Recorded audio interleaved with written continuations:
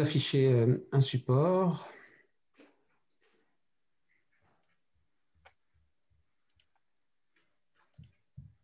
Pendant que tu prépares ça, je vais dire un petit mot. Donc, bonsoir pour ce webinaire du Club d'Isasart. Nous avons à peu près un webinaire tous les mois. Donc, ce soir, Laurent Chrysostome, coach, qui va nous parler de comment gérer les conflits au quotidien et comment améliorer la relation avec les autres au travail.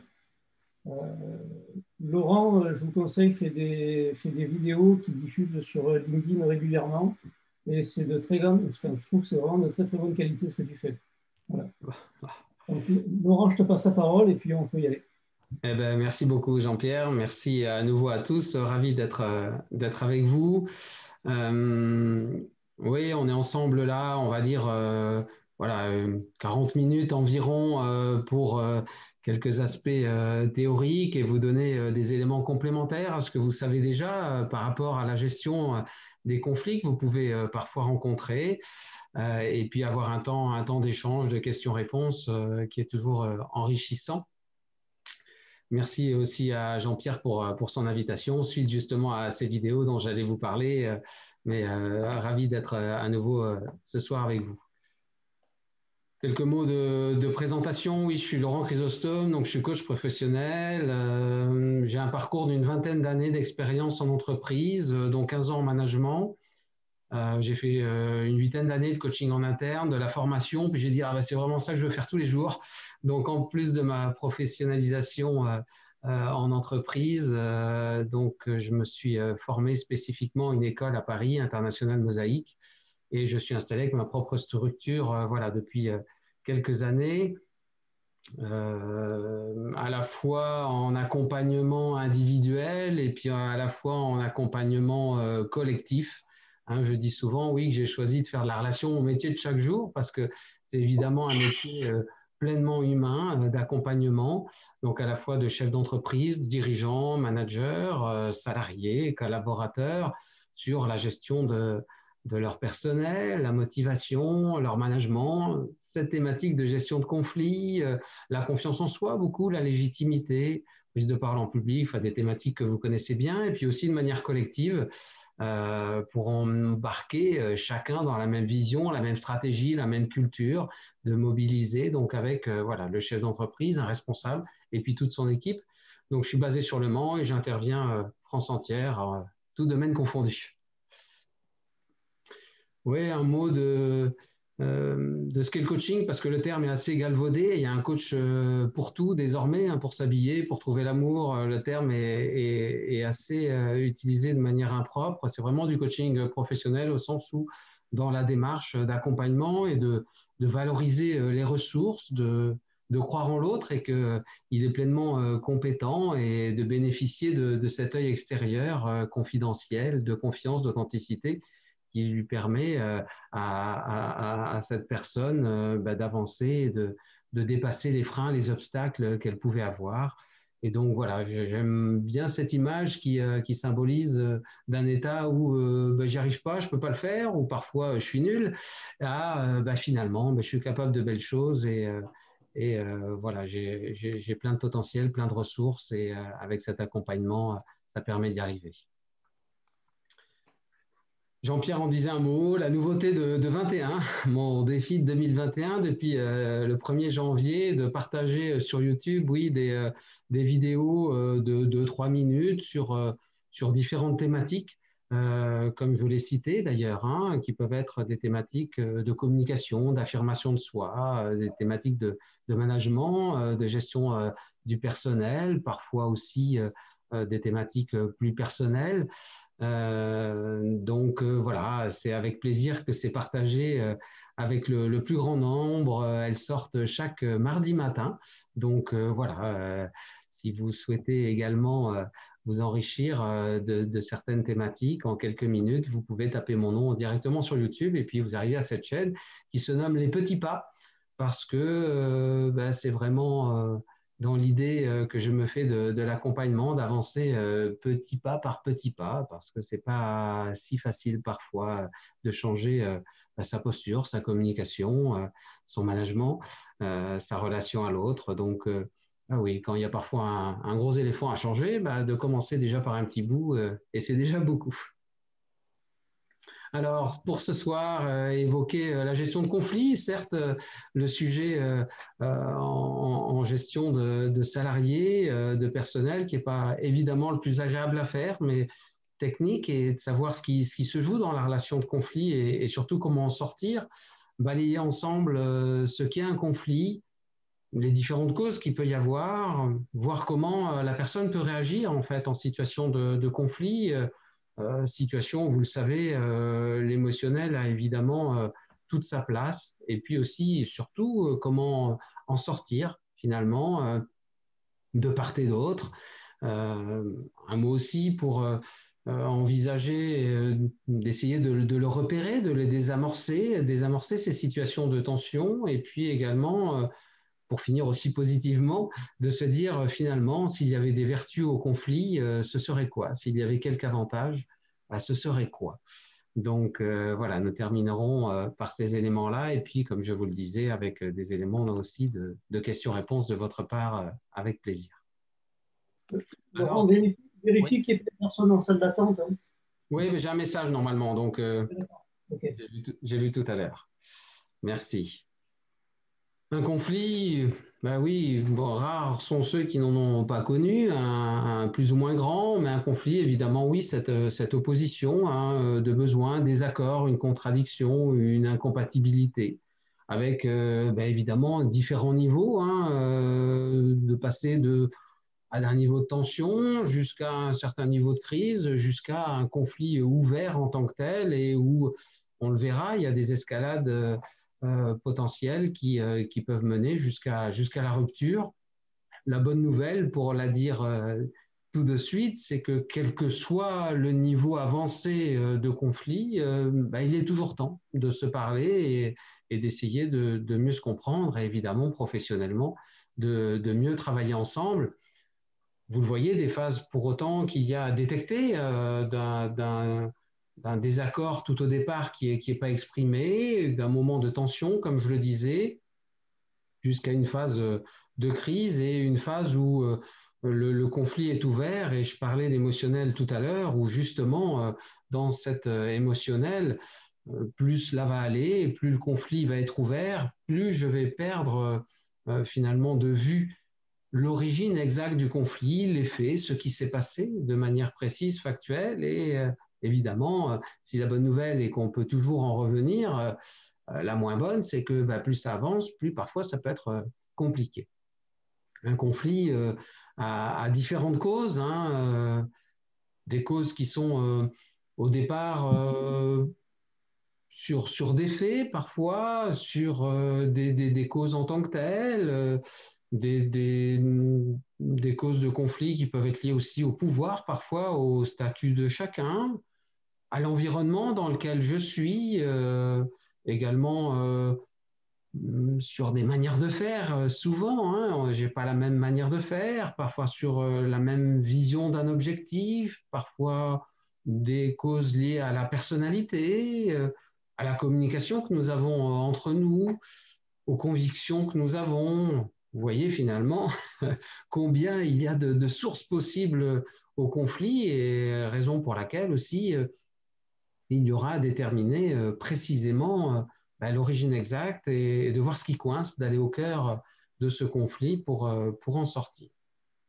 Sachant que l'individu, a priori, le plus souvent quand même, n'aime pas le conflit, même si je peux entendre des mots que vous avez peut-être entendus, où l'autre va dire oui, mais Bruno, hein, au hasard, j'espère qu'il n'y en a pas, mais Bruno, lui, il aime bien le conflit, il se plaît dedans, l'air de dire il s'épanouit dedans.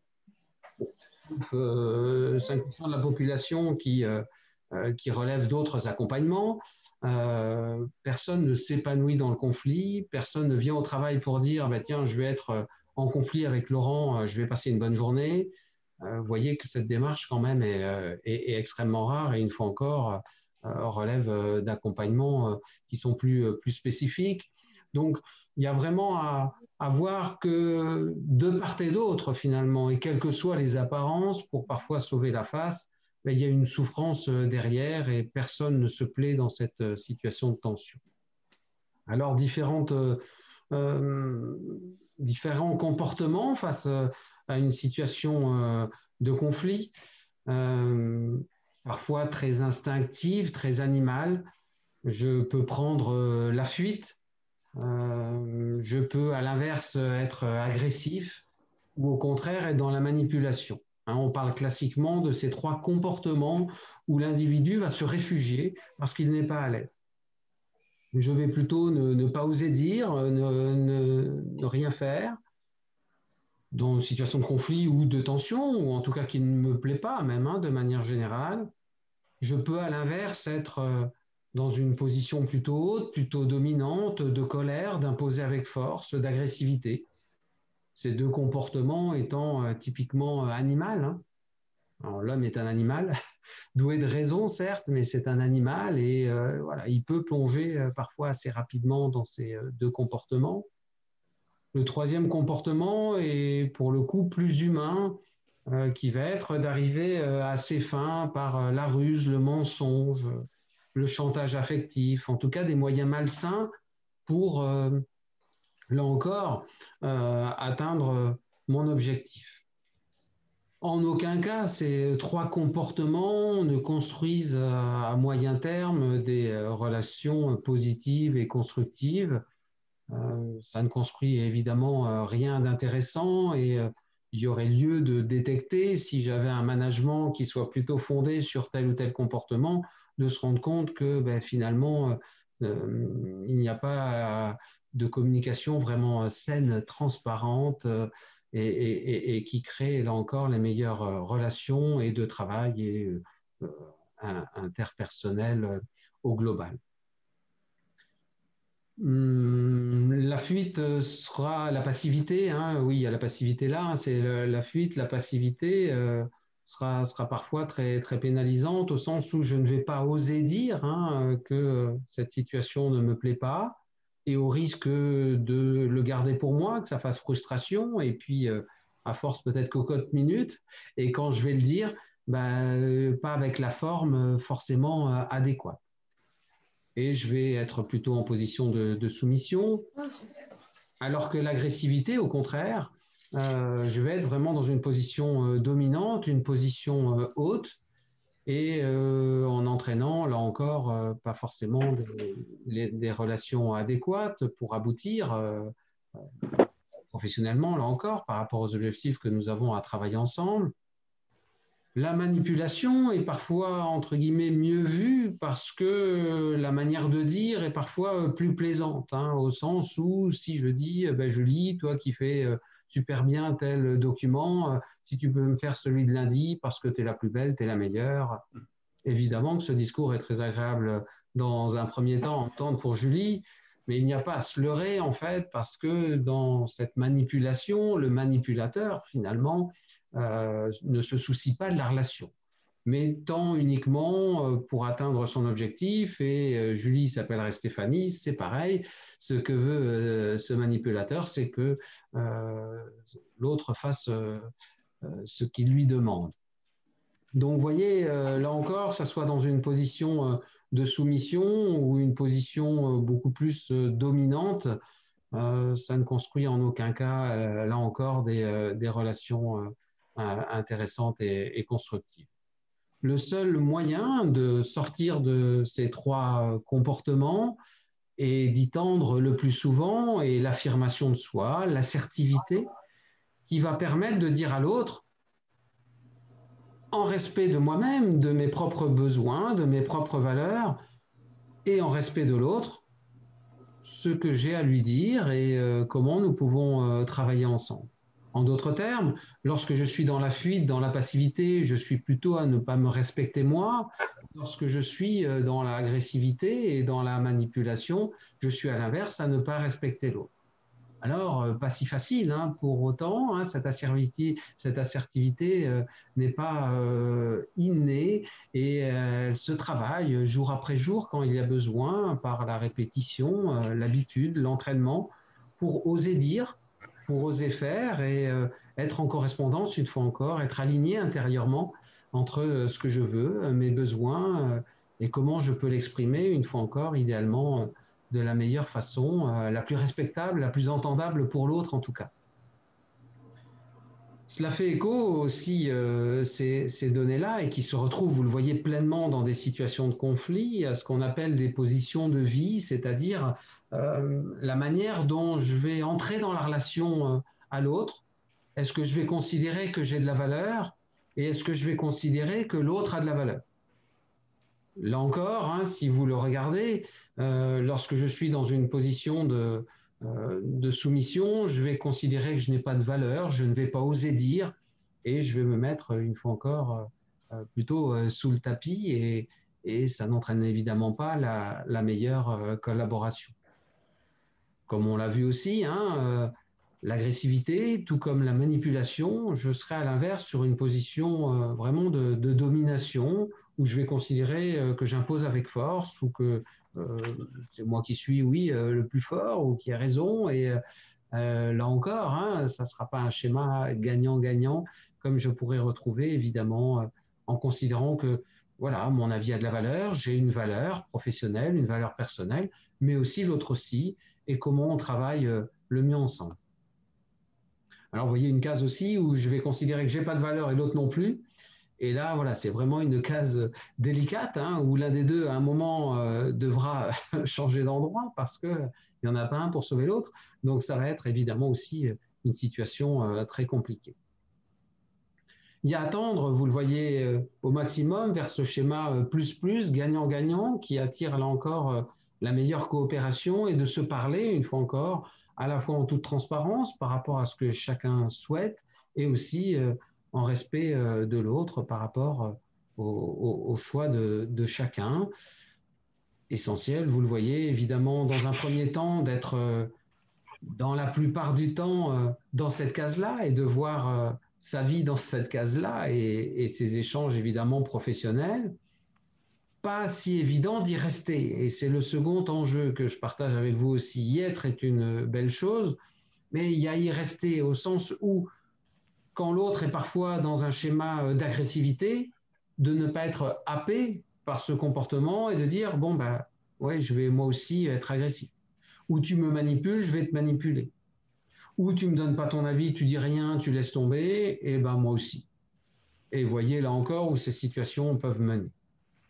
Combien de conflits, hein, naissent, ou perdurent, ou s'entretiennent, ou s'aggravent, parce que justement, l'un des deux en tout cas, qui pouvait être dans cette assertivité, cette affirmation de soi au départ, a basculé finalement dans un de ces comportements refuges, et pour l'emmener dans un tourbillon qui n'est pas vertueux, vous le voyez bien. Donc il y a vraiment un enjeu au maximum à rester ancré dans cette case de coopération et au contraire à attirer et à dire à l'autre qui est dans une autre case moins intéressante, de dire non, je rentre pas dans ce schéma de relation, mais viens au contraire chez moi, parce que c'est comme ça, dans ma case si je puis dire, viens sur mon terrain, parce que c'est comme ça qu'on se comprendra le mieux. Alors quand j'ai ce discours, j'ai parfois des retours, peut-être que vous pensez, qui est de dire, bah, c'est déjà difficile d'y être, et en plus, je dois faire l'effort d'attirer l'autre sur cette case-là, et ça pourrait être plus facile de dire, bah, il viendra quand il viendra, ou je m'en occupe pas. Oui, sauf que malgré tout, vous voyez que vous avez tout intérêt, et si ce n'était qu'égoïstement, vous avez tout intérêt quand même à ce que l'autre vous rejoigne, parce que bah, c'est comme ça quand même que vous vous en sortirez dans la relation et dans une situation de conflit. Et c'est ni en basculant vers de l'agressivité, de la manipulation ou de la fuite, et ce n'est pas non plus si l'autre y reste. Donc il y a au maximum à lui dire non, je ne rentre pas sur ton terrain, et je t'invite à venir sur le mien et à tout faire pour qu'il vienne sur le mien, parce que vous avez la conviction que c'est comme ça que vous avancerez le mieux.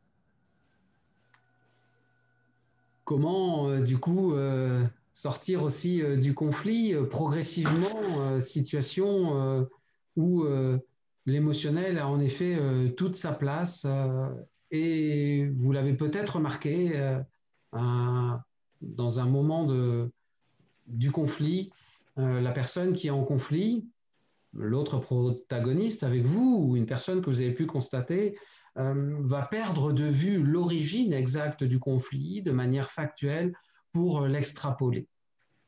Admettons que Bruno ait été en retard 2 fois dans le mois.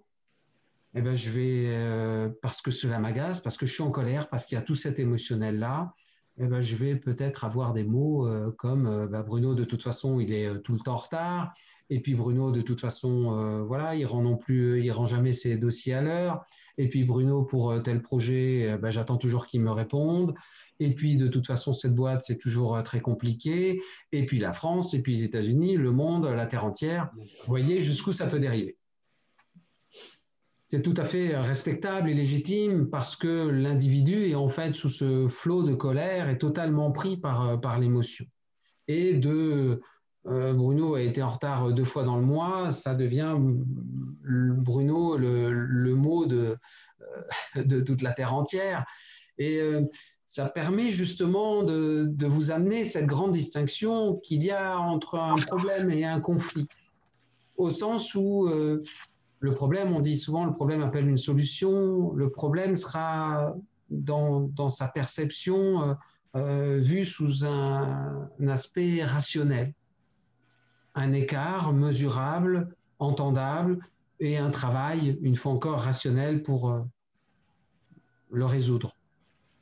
Lorsque ça dérive en conflit, et pour le coup, un problème, voire plusieurs problèmes non résolus peuvent dériver en conflit, pour le coup, ce qui caractérisera le conflit sera justement qu'il y aura toute cette part d'émotionnel et également de relationnel. Comme vous le voyez dans l'exemple que je vous ai cité sur Bruno, je viens viser la personne en tant que telle.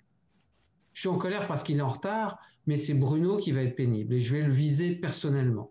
Bruno est pénible et je vais être en colère et je vais être dans ce bouillonnement, si je puis dire, émotionnel et dans une escalade progressive, potentielle, jusqu'à des extrémités de violence verbale, parfois même physique, parfois de rupture, etc., que vous pouvez envisager.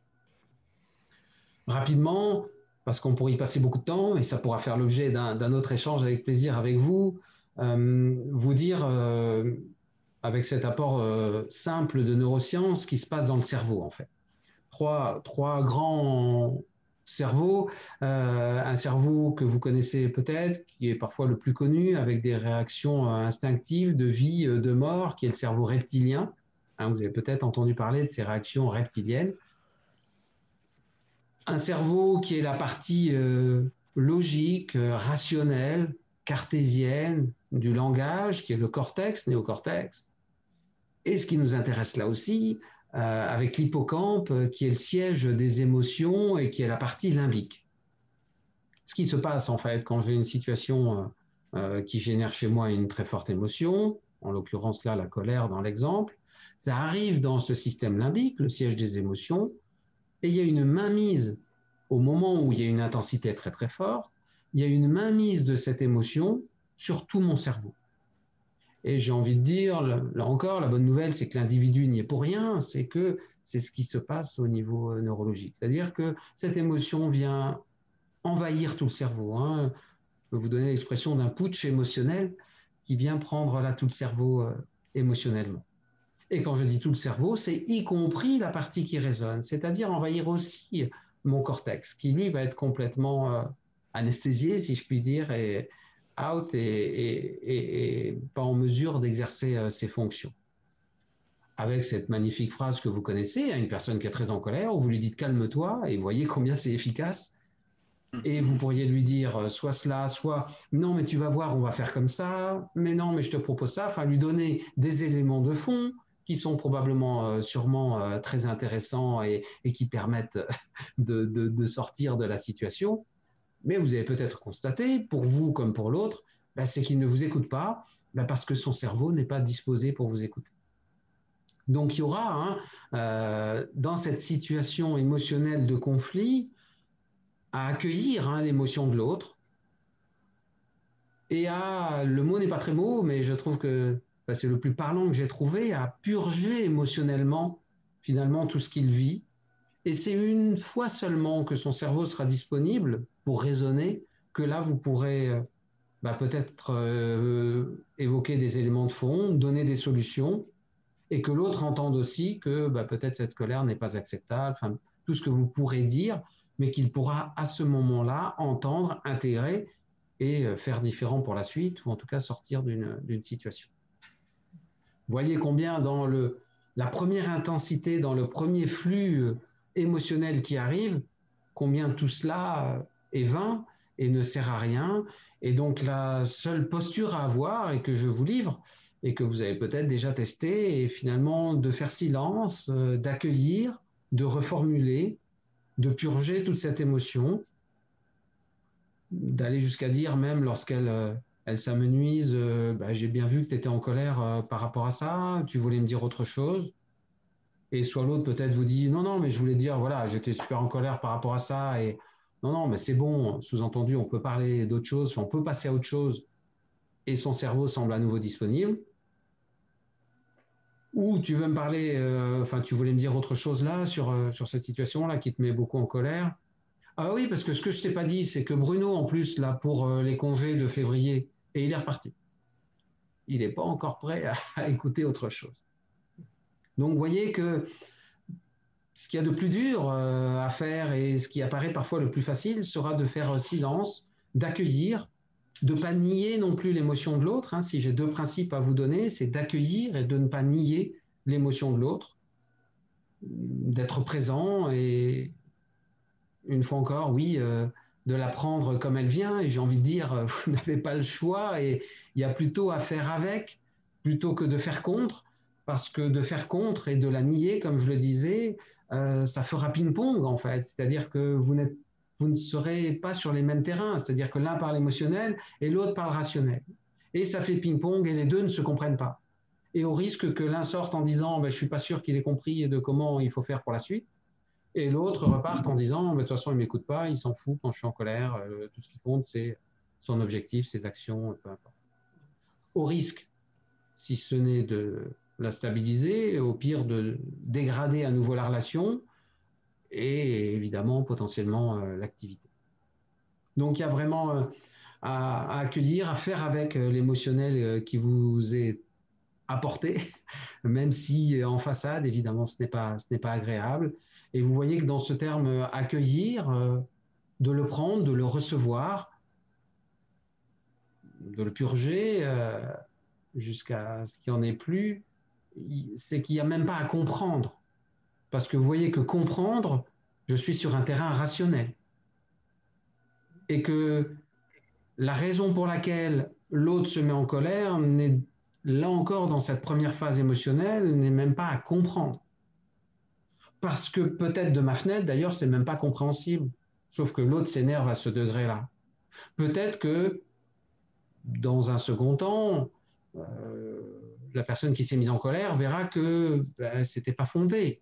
Mais fondé, pas fondé, vous voyez une fois encore que dans cette première phase, il n'y a pas grand-chose à comprendre finalement. Bon, je m'arrête un peu sur cette dimension-là parce que voilà, on pourrait en discuter longtemps et je pourrais vous donner bien plus d'éléments encore, mais voilà, ce zoom quand même minimal que vous avez à connaître sur ce qui se joue dans le cerveau et ce qui se passe et une fois encore les grands principes à mettre en œuvre pour éventuellement mieux gérer ce type de situation qui, une fois encore, ne sont pas forcément agréables à vivre en frontal. Je parlais d'escalade tout à l'heure. Vous voyez que là encore, euh, du fait de cet émotionnel, ben, je peux partir de la situation factuelle jusqu'à, oui, je disais la crise, voire la rupture. Hein. Je vais, alors rupture de communication, voire rupture tout court, hein, j'entends, dans cette crise au plus loin. Je peux passer tout au départ par des jugements de valeur, par ma perception, ma vision du monde, évidemment. Euh, je vais pouvoir peut-être parfois demander aussi l'avis de quelqu'un d'autre, d'un tiers, et dire par exemple à Patrick, hein, on est bien d'accord quand même que Bruno, il est pénible, hein, t'as vu, il est tout le temps en retard, et ce qui potentiellement peut renforcer à nouveau cette situation conflictuelle. plus ça va, en tout cas, plus je vais perdre de vue l'objectif, les faits, jusqu'à ce qu'on appelle parfois un équilibre des dommages, c'est-à-dire ben, tu m'as fait mal, je te fais mal. Je suis en colère parce que tu es en retard et parce que peut-être j'ai pris des appels à ta place ou j'ai dû gérer ce client, ce dossier. Et ben, le prochain coup, je ne vais pas te louper. Et c'est cette surenchère aussi, cette escalade, tu m'as fait mal, je te fais mal. Et voyez que plus cela va, plus cette relation finalement s'envenime jusqu'à une incompatibilité, une rupture et de plus parler, voire des conséquences encore plus impactantes. La bonne nouvelle à nouveau, ouf, il y en a une.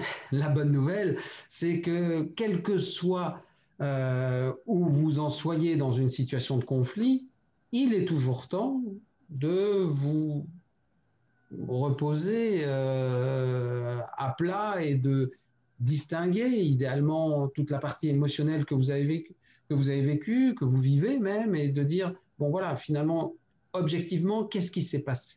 De clarifier, c'est le maître mot hein, en gestion de conflit, d'aller clarifier les faits, pourquoi je suis en colère et comment on peut travailler ces faits et surtout comment faire pour que ça ne se reproduise plus.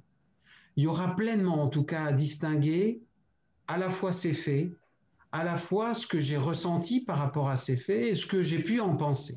Hein, ce qu'on appelle parfois donc sous ce message mnémotechnique FOS ou FOR pour ressenti, l'émotion, peu importe. Mais il s'est passé ces faits-là, j'en ai pensé ça, cette opinion-là qui est très respectable, mais qui est pleinement subjective, et mon émotion aussi est pleinement subjective. Ce qui se passera, c'est que ces sentiments, cette émotion, l'opinion que j'en ai, des jugements de valeur, aussi respectables que ce soit, ça va aller brouiller les faits en tant que tels, ça va aller brouiller la situation réelle. Et j'aurai évidemment à m'en détacher pour revenir objectivement à ce qui s'est passé. Donc je peux penser dans cette opinion que Bruno est tout le temps en retard. Je peux être très en colère, un peu, beaucoup, peu importe. Ok, mais de manière factuelle, objective, la situation, ce sera quoi? Celle qui sera regardée sera qu'il a été 2 fois en retard, le 12 février à 14h30 et le 28 à 9h48. Et c'est à partir de là, et de réaliser d'ailleurs, que j'ai peut-être extrapolé que finalement il s'est passé uniquement ces faits-là, si impactants soient-ils, et que c'est à partir de ces faits-là qu'il faudra une fois encore travailler pour en sortir. Alors, quelle communication idéale à avoir, évidemment, et il faut faire preuve de courage, d'assertivité, d'affirmation de soi, comme je le disais tout à l'heure, pour oui, j'allais dire travailler ce conflit avant d'en sortir, enfin, voir quel positionnement vous prenez déjà dans la situation conflictuelle. Et vous dire aussi, et j'aurais pu commencer par cela, que finalement, c'est plutôt sain qu'il y ait des conflits. On ne peut pas être d'accord sur tout. Et c'est plutôt, oui, sain qu'on ne soit pas d'accord sur tout. Ce serait plutôt l'inverse, c'est-à-dire une entreprise, une structure, un groupe qui serait d'accord sur tout, qui n'aurait pas de sujet de tension. Pour le coup, ce serait questionnant. Il y aurait à s'interroger sur qu'est-ce qui fait que quand même on n'a pas d'opposition et est-ce qu'il n'y en aurait pas et on n'en parle pas. Donc c'est plutôt ça. Après, c'est comment en sortir et d'ouvrir, j'ai envie de dire aussi, d'être dans une posture où j'ai à sortir de cette extrapolation que je citais, des interprétations aussi, de la vision que je peux avoir de l'autre, de la situation, et d'être au maximum, là encore, objectif, de revenir aux faits qui se sont produits et d'être dans cette posture à nouveau ou désormais plus de compréhension, de communication.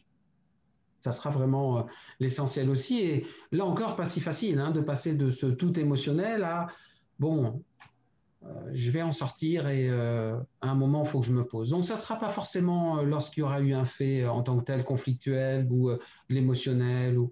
À un moment, ça pourrait être pénible pour moi, comme je le disais d'ailleurs, pénible pour l'autre, et de manière plus neutre, plus posée.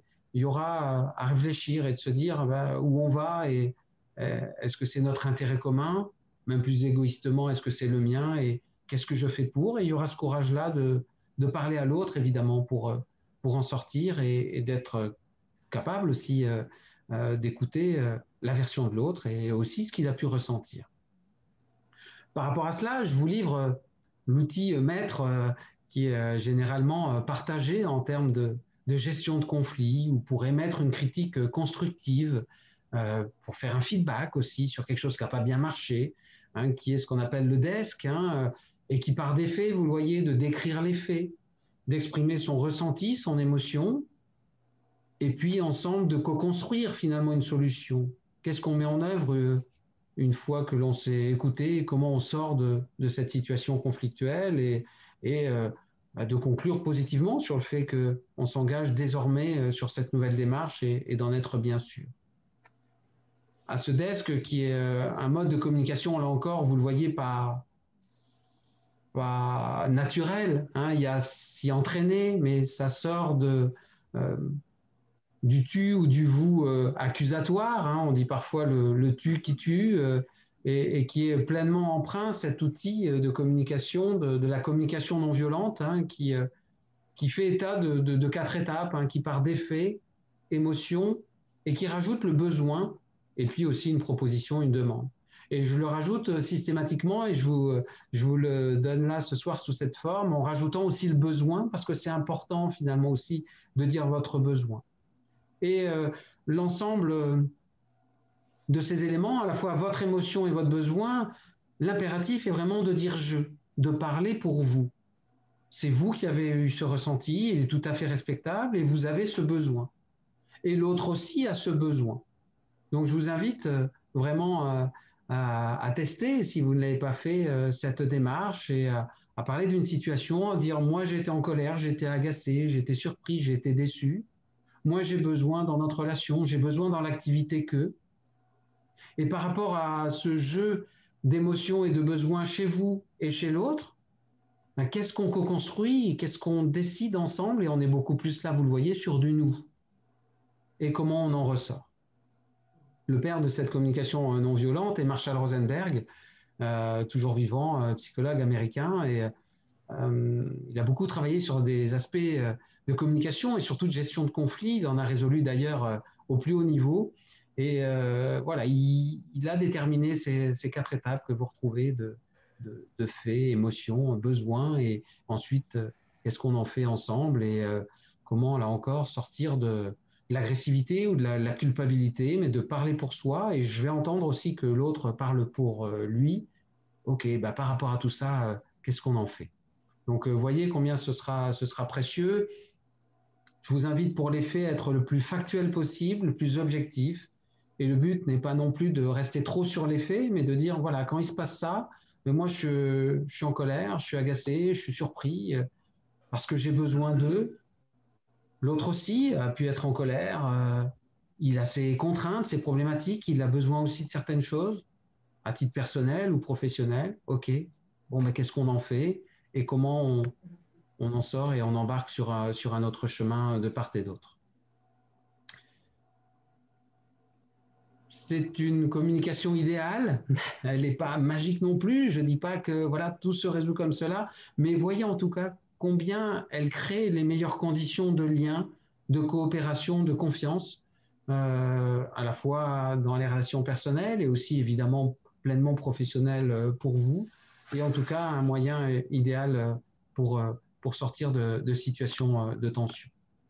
Autre moyen aussi que je vous livrais déjà dans un premier niveau et que si vous étiez amené à arbitrer un conflit en tant que responsable, en tant que manager, notamment chef d'entreprise, peu importe, c'est déjà aussi de pousser finalement vos salariés, vos collaborateurs à déjà se parler entre eux. Ça paraît une évidence, mais déjà qu'ils essayent de plus communiquer, de résoudre déjà à leur niveau. Et seulement s'ils n'y arrivent pas, alors ça viendra au vôtre et il y aura cet arbitrage que vous ferez parfois en tranchant, où l'un est satisfait, où l'autre ne l'est pas, mais c'est une règle qui doit s'appliquer, règle de vie comportementale ou une règle d'entreprise, une règle légale, et puis peut-être parfois des compromis où chacun peut se retrouver et où en tout cas vous aurez pu entendre de part et d'autre, hein, c'est aussi ce qui est préconisé pleinement, écouter chacun individuellement, puis vous voir à trois, voire à plusieurs, pour dire voilà, on se voit aujourd'hui pour en sortir et voilà ce que je vous propose. Alors, avant d'y rentrer dans ce conflit, un mot aussi, voir ce qu'il y a derrière finalement, parce que souvent, quand il y a conflit, c'est qu'un besoin n'a pas été satisfait, et c'est la raison pour laquelle je vais y mettre aussi tout cet émotionnel. Souvent, dans une situation conflictuelle, on voit les conséquences, l'émotionnel qu'il y a eu, on voit aussi en reculant un peu qu'est-ce qui est à l'origine, et j'en parlais des faits, de la situation. Mais si je tire le fil, encore en amont, il y a fort à parier qu'il y a des valeurs, des besoins chez la personne qui se met en colère, hein, pour garder cette émotion-là, qui ont pu être impactées plus ou moins fortement. Imaginez que vous ayez une valeur de respect, d'honnêteté, de transparence, de justice. Ouais, quelle que soit la valeur que vous pourriez prendre, prenez une qui vous est chère, ou de travailler un travail bien fait, ou de bonne foi, peu importe. Il y a fort à parier que si dans une situation il se passe tout l'inverse, hein, que ça vienne vous chatouiller plus ou moins fortement et que vous ayez une réaction émotionnelle plus ou moins forte. Et c'est ce qui explique finalement que par rapport à la situation qui se pose, ben, vous allez y mettre de vous et de cette émotion. Donc intéressant d'analyser pour vous ces besoins, ces valeurs. Le plus souvent, hein, il y a ce besoin de reconnaissance de la personne dans des conflits de conviction, de personnalité. Au passage et rapidement, hein, la reconnaissance est la première attente de l'individu dans l'entreprise, donc il y a fort à parier aussi que s'il n'est pas reconnu en tant que tel, soit valorisé, soit de pointer ce qui ne va pas bien, mais en tout cas de voir qu'il existe, parce que là encore, hein, la reconnaissance au plus large, si je tire le fil, c'est j'existe.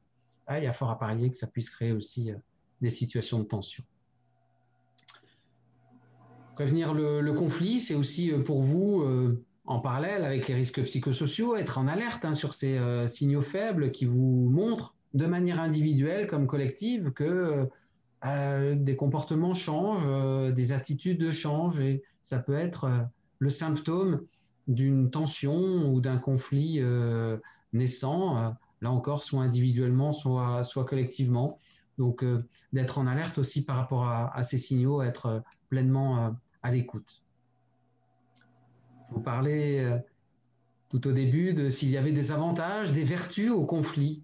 Ah, le conflit, comme je le disais, est sain dans l'entreprise, sain dans les environnements, et s'il y avait à en tirer quelque chose, une fois évidemment la phase la moins agréable qui a pu être vécue, c'est surtout de se remettre en question, de se dire tiens, je peux faire différemment, l'autre peut faire différemment, ensemble on peut faire différemment, l'activité peut être faite différemment, l'organisation, la structure. Donc vous voyez le questionnement intéressant qu'il peut y avoir, et c'est une vraie plus-value. Ça permet évidemment de crever l'abcès et de s'en parler en toute transparence, et avec la conviction évidemment que c'est en s'en parlant que ça ira mieux, et en tout cas à l'inverse, que c'est pas sans s'en parler que ça va magiquement s'améliorer. Ça peut amener des idées nouvelles, renforcer une culture, une cohésion d'équipe paradoxalement parfois plus forte. Comme je le disais, repenser également, pourquoi pas, une manière déjà de travailler, voire même toute votre organisation. On a beaucoup parlé de communication dans cette gestion de conflit, donc je vous livre un mot que j'apprécie beaucoup et que je cite souvent, et qui est là encore comme le silence, une chose des plus dures à faire, mais oui, on n'a rien trouvé mieux que de se parler pour se comprendre, et que là encore, combien de non-dits, de tensions, de conflits naissent ou perdurent parce qu'ils ne sont pas posés sur la table, pas évoqués. Et oui, il y a à avoir ce courage managérial quand je suis en responsabilité, ou courage personnel à avoir pour se dire, ben voilà, on est dans cette situation-là et qu'est-ce qu'on en fait?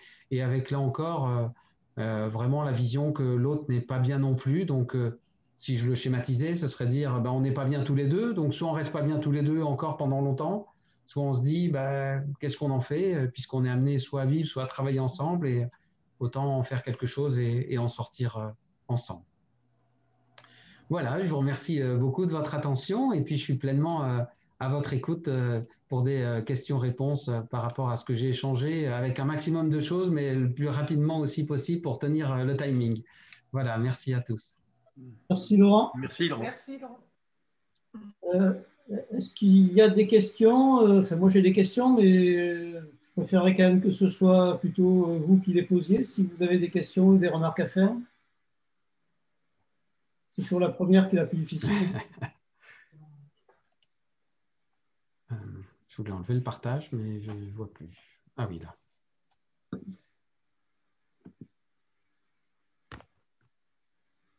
Oui, Laurent, moi j'ai une question donc, pour lancer le débat.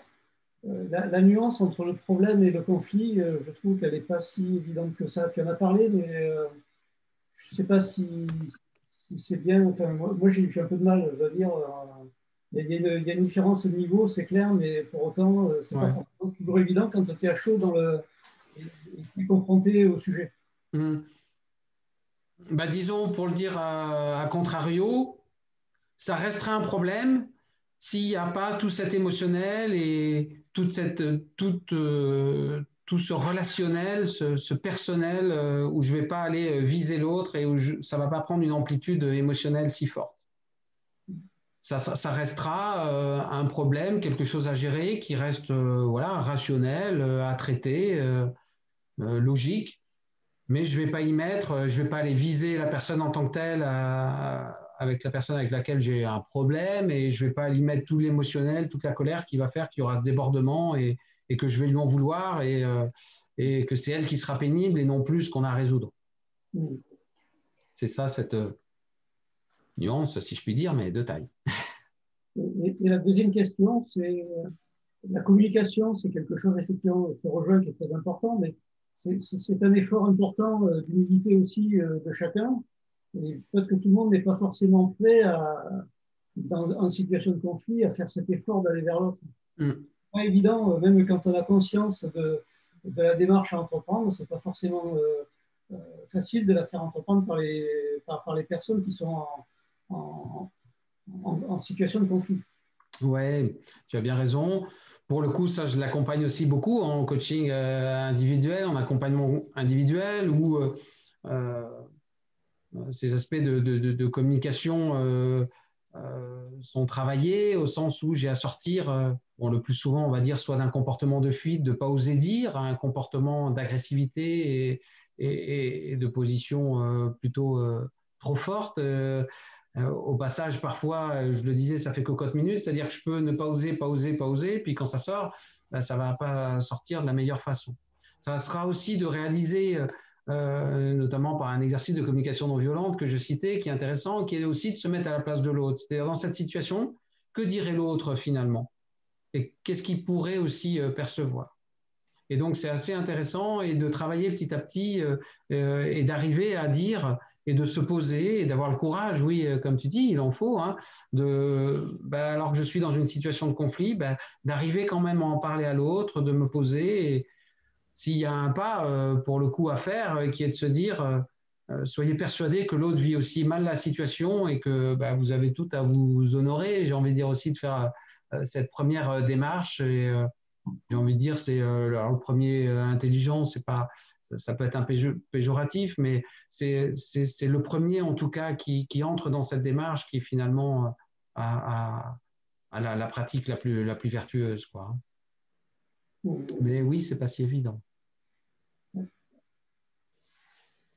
Est-ce qu'il y a d'autres questions ou remarques? N'hésitez pas, il n'y a pas de honte à poser des questions. Ouais, à la fois Moi, si je peux intervenir, pardon. J'avais une question concernant des conflits qui peuvent intervenir avec des tiers, donc lors de réunions, ce genre de choses. Est-ce que vous considérez que les choses doivent se régler au moment voulu, ou est-ce qu'il faut ajourner la discussion pour éviter d'être enfin, comment dire, en visuel vis-à-vis des tiers. Est-ce qu'il vaut mieux différer l'explication avec le collègue si jamais c'est avec un collègue qu'il y a conflit? Ouais, c'est vraiment intéressant ce que vous dites.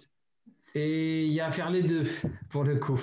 C'est-à-dire que collectivement, j'ai à dire, soit, je ne sais pas, tu ne me parles pas comme ça, soit vous ne me parlez pas comme ça, enfin, on peut garder un échange courtois, soit recadré, si je puis dire, par rapport à ce qui se joue, à la fois sur de la forme et ou sur du fond, pour montrer au collectif, évidemment, que ça, vous ne l'acceptez pas, que ça ne se fait pas, qu'il n'y a pas à le faire. Et ensuite, il y a à parler avec là ou les personnes concernées pour, là, pour le coup, faire le point plus individuellement et vous expliquer plus amplement. Mais oui, il y a vraiment à recadrer par rapport à cela. Imaginez que voilà, il y a un débordement d'une personne dans un collectif qui ait des mots voilà, irrespectueux ou voilà, il y a à recadrer voilà, collectivement et puis il y a évidemment après à s'entretenir individuellement et là aussi évidemment à s'expliquer pleinement. Donc il y a les deux à faire parce que si vous ne le faites pas collectivement, à la fois, soit ça peut passer justement par le fait de vous fuyez par rapport à ça et vous ne savez pas quoi en faire, vous n'avez pas la posture, la communication adéquate, et où vous semblez accepter que c'est possible et qu'on peut parler comme ça dans ce type de réunion, d'environnement. Donc, vous voyez ce que ça pourrait renvoyer. Donc, il y a vraiment évidemment à le cadrer collectivement et aussi à faire le point plus individuellement sur le fait que ça ne soit pas acceptable, enfin, si je l'entends comme ça. Merci. Avec plaisir. D'autres interventions? Ah, ben j'ai retrouvé là, ça ne marchait pas. Ouais. Sur l'émotionnel, à nouveau, je suis passé vite, mais c'est vrai que c'est une dimension essentielle évidemment de ce qui se joue en gestion de conflit. Oui, Coralie? Oui, bonjour. C'était pas forcément une question, mais effectivement, je m'interroge en fait. J'étais en train d'en chercher une, mais finalement, on n'a pas forcément tous le même fonctionnement. Aussi, dans l'écoute, on peut être sanguin, on peut être un peu plus froid, plus calme, etc. Et parfois, c'est aussi, en fait, c'est dans les deux parties que le conflit se joue, même s'il y a une émotion de l'autre côté. Et je crois que c'est cette prise de recul qui est intéressante pour que ce soit justement vertueux. Mais aussi prendre conscience de soi et de sa réaction là-dedans et de tous les paramètres qu'il peut y avoir dans l'individuel après en termes de gestion de conflit et de médiation. Mais voilà, c'était quelque chose qui me paraissait important à dire. Ouais. Ben oui, bien sûr, c'est essentiel. Vous avez bien raison, c'est-à-dire qu'il y a moi et il y a l'autre, évidemment. Oui, ça, j'avais noté deux choses, ça, et puis la colère, où des fois le changement d'action peut permettre aussi de faire redescendre, même bien qu'il faille avoir cette phase d'accueil. Mais il y a des petites techniques, notamment en neurosciences, vous l'évoquiez, qui permettent d'apaiser un petit peu, faire redescendre, une posture aussi à avoir à ce moment-là. Et puis des petites techniques type les yeux en l'air pour ne pas associer le souvenir à quelque chose qui créerait justement des petites hormones en plus dans nos cerveaux différents, pour l'artifice, quoi. Ouais, je reviens sur ces yeux en l'air. Enfin, il y a une vraie vigilance aussi. Attention à pas montrer à l'autre, en fait, cause toujours, quoi, si je puis dire. Vas-y, déballe ce que tu as à dire, et puis quand on aura fini, on parlera, quoi. Non, pas du tout dans ce système-là, plutôt dans la technique à utiliser individuellement de son côté, quoi. Et ça peut être des apports aussi qui peuvent être évoqués à ce moment-là pour ne pas associer, justement, se dire à un mauvais souvenir et justement arriver dans l'arbre après le conflit, finalement. Voilà. Oui, merci pour ça, parce que c'est précieux. Et puis vous dire aussi que, je reprends, alors je n'ai pas vu le prénom tout à l'heure, mais tout à l'heure, comment? Oui, c'est Sandrine, Ritoire. Sandrine, merci. Ce que disait Sandrine tout à l'heure, par rapport notamment à des invectives ou des sujets de tension en collectif, il y a évidemment à avoir ces astuces pour vous, de manière individuelle ou collective, mais j'ai envie de dire à chaud. C'est-à-dire que soit vous pouvez faire silence seulement, soit vous pouvez faire silence et reporter l'échange, soit vous pouvez reporter l'échange et arriver à dire je suis très en colère là parce que tu dis, et bon, je préfère qu'on en parle demain, voire stade ultime, je suis très en colère avec ce que tu dis et arriver à continuer, enfin à garder l'échange. Ce qui est, voilà, du coup, de canaliser cette émotion, arriver à l'exprimer, à la sortir, à la poser et qu'elle ne m'envahisse pas au point que je ne garde pas, enfin que je puisse pas garder l'échange. Donc, intéressant pour vous, par la respiration, par le silence, par les astuces que vous pouvez avoir, mais de voir ce que vous mettez, j'ai envie de dire, entre l'émotion et votre action, comportement ou communication, quel sas de décompression émotionnelle vous mettez en manœuvre pour éviter qu'il y ait ce débordement émotionnel et que vous le regrettiez. Donc, à intégrer, à penser, et j'ai envie de dire même à automatiser. C'est-à-dire que ce n'est pas quand la situation conflictuelle arrive que vous vous dites ah ben, qu'est-ce qu'il a dit Laurent, qu'est-ce qu'il faut que je fasse oui, ça sera trop tard. Donc il faut vraiment que vous l'ayez intégré, automatisé, et quand cette situation arrive, ben, que vous sachiez idéalement quoi faire pour voilà, garder, j'ai envie de dire, à la fois en termes de relations et d'activité, oui, la meilleure réaction finalement à avoir, la plus appropriée. Tu interviens souvent dans des situations conflictuelles en entreprise, on t'appelle souvent? Ça arrive, oui, à l'occasion pour le coup de coaching collectif. Alors, c'est pas posé aussi clairement que tu dis, parfois, mais pas aussi clairement, mais en tout cas, de travailler la communication, et une fois encore, c'est respectable, hein, mais de travailler la communication entre tous, c'est-à-dire entre le chef d'entreprise, ses salariés, entre un groupe, donc oui, ça arrive régulièrement avec ce qu'on appelle parfois des irritants en entreprise, hein. Bon, on parle de conflits, voilà, ou en tout cas, comment on fait pour mieux se parler, mieux travailler ensemble. C'est évidemment essentiel et c'est rare qu'il n'y ait pas un besoin à un endroit ou à un autre. Est-ce qu'il y a d'autres interventions? Alors oui, moi j'avais une question, mais plus d'ordre général. Je voulais savoir si vous tous ou vous toutes aujourd'hui, dans ce contexte de crise sanitaire, vous aviez justement une hausse, en tous les cas, en entreprise, de comportements justement qui sont dans la lassitude ou en tous les cas dans l'intolérance et que ben justement, les émotions pouvaient partir beaucoup plus vite peut-être qu'auparavant. Euh, Est-ce que c'est quelque chose que vous remarquez ou pas? Alors, ouais, c'est Sandy. Alors, je sais pas, je crois que vous vous adressiez à tous. Alors, ça va être délicat que tout le monde réponde peut-être, mais juste, modestement, pour en dire un mot, parce que j'interviens beaucoup aussi sur cette thématique de télétravail, alors qui est utilisé de manière impropre, hein, parce qu'on n'est pas en télétravail, hein, on est dans un travail à distance, contraint, forcé, subi, hein, mais on n'est pas en télétravail, même si ce terme est généralement employé, même dans les plus hautes sphères gouvernementales. Mais bon, voilà, dans ce travail contraint lié à cette crise sanitaire, c'est l'écho évidemment que j'ai et que je constate, ou évidemment avec des états psychologiques qui se sont beaucoup pour certaines structures dégradées. Et en tout cas, oui, pour reprendre ce que vous disiez, une susceptibilité, un émotionnel un peu plus à vif que d'habitude, parce que la situation fait que voilà, c'est long, ça dure, c'est compliqué, et que les réactions émotionnelles peuvent être un peu plus vives qu'à la normale, entre guillemets. Donc, et moi, de ce que je vois, oui, je le constate en tout cas cela. Oui, d'accord. Sans trop de surprise, hein, hélas. Et oui. Et alors, comment on gère?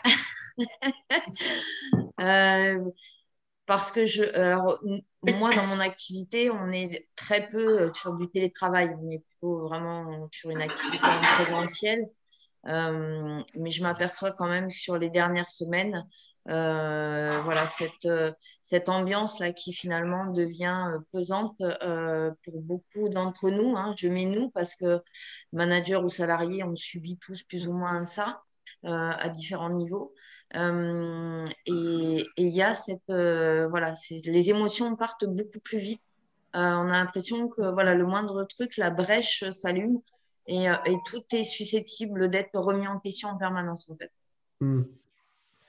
Alors, ouais, je réponds rapidement parce que je veux pas, je sais pas si cela intéresse à la fois tout le monde et puis je dérive un peu, mais c'est évidemment intéressant inévitablement dans le contexte actuel et vous faites bien de lier quand même les deux sujets parce que l'un peut amener l'autre, c'est-à-dire que la situation actuelle peut amener, parce que c'est exacerbé, parce qu'il y a cette sensibilité, cet émotionnel, justement des situations de tension. Donc après, je ne sais pas exactement votre rôle en entreprise, mais évidemment, ce que je préconise, c'est d'avoir un échange avec, si vous avez des salariés, avec les salariés, d'avoir, de travailler, de garder ce lien, quand bien même à distance. Et un des inconvénients les plus recensés par toutes les études est évidemment ce sentiment d'isolement. On travaille à distance, là, contraint depuis 1 an, quasiment non-stop pour certains salariés. C'est évidemment de garder le lien, de le travailler ensemble, d'être à l'écoute, de voir comment ça va, voilà. Et surtout ce qui n'est pas toujours le cas, parce que là, dans beaucoup d'entreprises, et surtout pendant la première période, beaucoup de responsables, beaucoup de chefs d'entreprise ont contacté, j'ai envie de dire quasiment tous les jours, parfois leurs collaborateurs, leurs salariés, et on voulait très bien faire, et super. Aujourd'hui, on est quand même sur évidemment une crise qui dure, un contexte encore lourd, mais qui s'étale dans le temps. Et c'est aussi, je parlais de besoins tout à l'heure, c'est de voir les besoins de chacun. C'est-à-dire que peut-être il y a un salarié qui à distance, qui aura besoin d'un message ou d'un appel journalier. Peut-être qu'un autre, plus autonome, parce qu'il en a moins le besoin, va peut-être dire non, mais on se contacte 2 fois par semaine, ça me va. Peut-être un autre va dire je sais que tu es là, s'il y a besoin, voilà. Donc, c'est vraiment à calibrer en fonction des besoins réciproques et surtout d'être à l'écoute, là encore, de ces signaux faibles et logiques et de se dire est-ce que ça va et comment on peut faire pour que ça marche toujours bien et d'abord psychologiquement pour toi et pour le travail à distance. D'accord, très bien. Merci beaucoup en tout cas pour cet échange et ces réponses. Merci. Au plus vite. J'essaye de faire au plus vite, mais voilà, merci à vous. Est-ce qu'il y a d'autres interventions?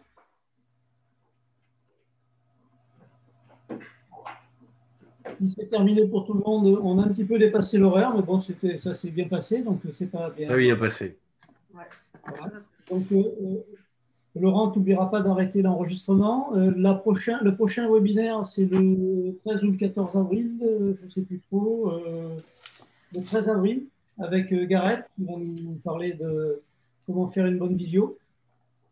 À 18h, ce coup-ci. Bon, mais non pas 18h. Et puis, écoutez, je vous souhaite à tous une bonne fin de semaine. Et puis merci également. Tu restes 2 secondes, Jean-Pierre, je te dis un mot. Oui. Pour l'enregistrement, pour être sûr de ne pas faire de bêtises. Merci à tous. Allez, au revoir. Merci à tous. Au revoir. Au revoir. Merci à tous. Merci. Merci. Merci. Avec plaisir. C'était très bien. Super. Ah ben, il y a eu des bons commentaires par écrit. Ah ben super. J'ai pas eu le temps de voir. Bon, ben, c'est sûr, tu parlais. Difficile d'être partout. Juste pour après j'arrête l'enregistrement et comment je le sauvegarde, comment je fais pour pas faire de bêtises. Tu fais rien, tu arrêtes et ça se sauvegarde tout seul. Ah ben nickel.